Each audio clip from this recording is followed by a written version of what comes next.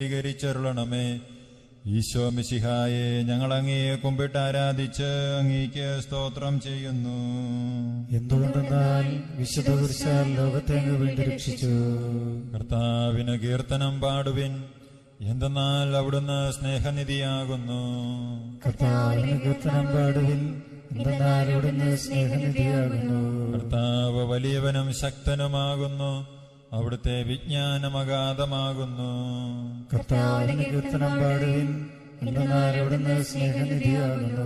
തകർന്ന ഹൃദയങ്ങളെ അവിടുന്ന് സുഖപ്പെടുത്തുന്നു, അവരുടെ മുറിവുകൾ വച്ചുകെട്ടുന്നു. കർത്താവിന് കീർത്തനം പാടുവിൻ, എന്തെന്നാൽ അവിടുന്ന് സ്നേഹനിധിയാകുന്നു.